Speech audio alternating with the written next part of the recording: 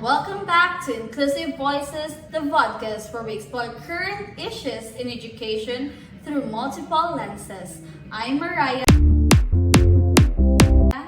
I am Sheena.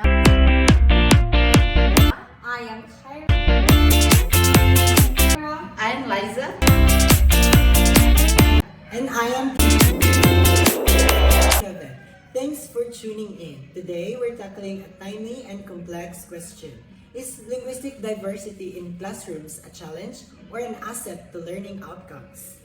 To start, when we say linguistic diversity, we're talking about classrooms where students come from different language backgrounds. So this might mean different mother tongues, dialects, or even different levels of fluency in school's language of instruction. Exactly. And it's not limited to international schools or big cities. Even in small communities, especially in multilingual countries like the Philippines or Canada, you'll find this diversity. It's important to recognize that this diversity isn't just about vocabulary or pronunciation. It's also about how students think, express ideas, and connect with content. In fact, according to UNESCO, over 7,000 languages are spoken globally and over 40% of them are endangered. So when a student brings their language to class, they also bring a piece of humanity heritage. Right. Language shapes our worldview. So when students bring different languages into the classroom, they also bring different ways of seeing and understanding the world. That's powerful, but also potentially overwhelming for teachers who might not know how to support all those different needs. And that's where I'm unpacking today. How linguistic diversity affects learning outcomes, both positively and negatively. So let's talk about challenges first. What are the most common concerns educators face? So, one major issue is language of instruction. When the home language is completely different from the language used in school, or when students are taught in language they don't fully understand. So for example, a student who speaks Chavacano or Tausug at home might be learning in Filipino or English. That is backed up by research. A 2020 study by Ball and McLever of UNESCO found that early education in child's first language leads to better literacy and numeracy outcomes. So compared to the early immersion in a second language. So this mismatch can lead to what's called a language barrier. Students might understand less, participate less, and perform worse in assessments. Not because they are incapable, but because of the language gap. And sometimes students internalize the idea that their home language is less valuable, that can harm their self-confidence and identity and development. Another challenge is teacher preparation. Many teachers don't receive formal training on how to teach multilingual classrooms. They may not know how to use bilingual resources or adapt instruction for different language proficiencies. They may not know how to support learners who are still developing proficiency in the school's primary language. Or even worse, they might not have any resources at all. So in some public schools, everything from textbooks to tests is only in one language or monolingual. So that can lead to frustrations, right? Lower self-esteem and also achievement gaps. So let's not forget classroom dynamics. Misunderstandings, peer teasing, and feeling of exclusion can emerge if linguistic differences aren't handled sensitively. But now let's flip the perspective. What if we saw linguistic diversity not as a problem to solve, but as a resource to leverage? That's the shift we need. Multilingual students are often cognitively advantaged. Studies show that they tend to have better memory, greater mental flexibility, and the stronger problem-solving skills. And let's think about classroom culture. When students hear and share stories in different languages, it fosters a richer, more inclusive environment. It promotes cross-cultural empathy. Multilingual students often have enhanced metalinguistic awareness. That means they understand how language works, which helps in learning grammar, reading strategies, and even new languages. Cognitive studies, such as those from Bialystok 2009, show that bilingual and multilingual learners have better executive function, including improved memory, task switching, and attention control. You're absolutely right. And here's something many forget. Allowing students to think or even draft in their first language can deepen their understanding. It's not cheating, it's learning. Correct. Also, when students see their language reflected in school, on poster, in readings, in conversation, it tells them you belong here. So one great example I read was school in New Zealand using Maori alongside English in everyday instructions.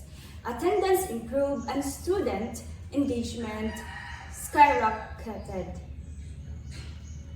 It's also a real-world skill. In a globalized world, the ability to navigate multiple languages and cultural codes is an asset in fields like diplomacy, healthcare, education, and also in business. That's So- exactly right. Yeah.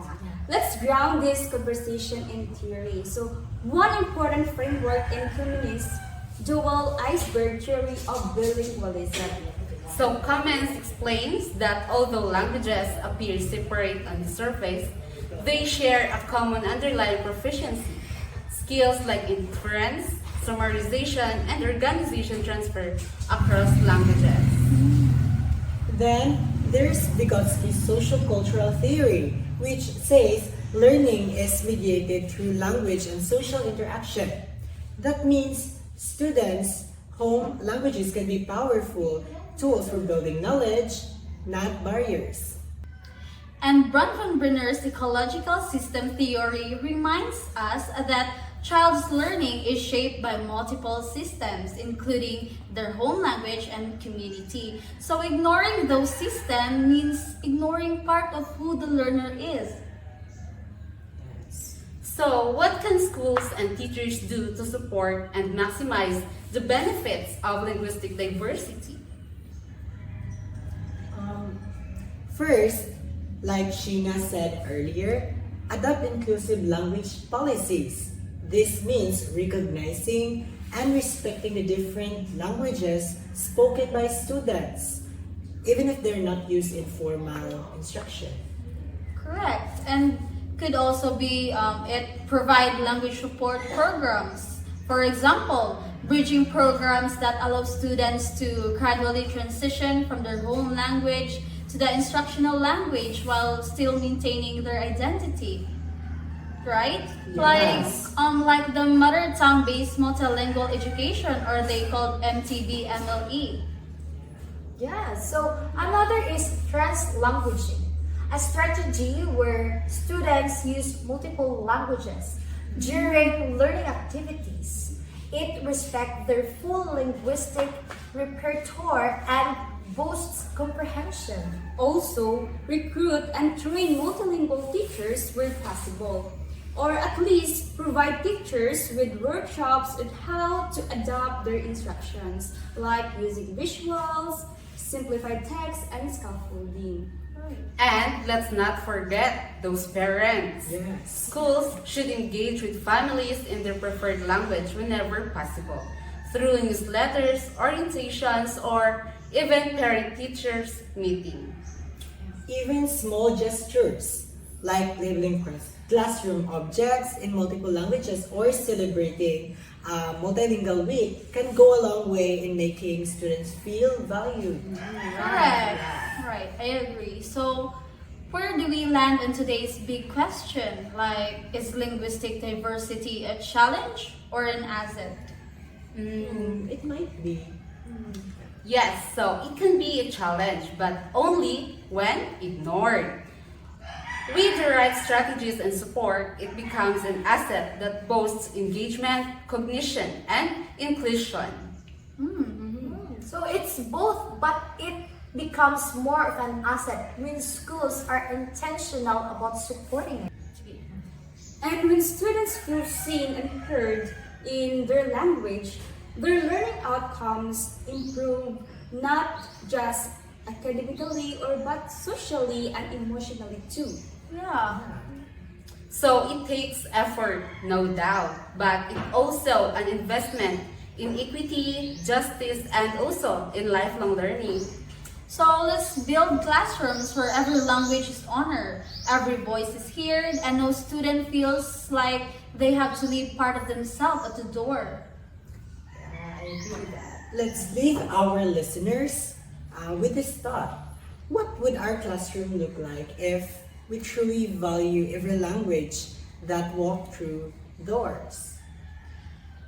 Alright, so thank you for joining us on Inclusive Voices. If you have thoughts and classroom experiences with linguistic diversity, share them in the comment section or send us a message. See you next time and keep creating inclusive spaces for every learner.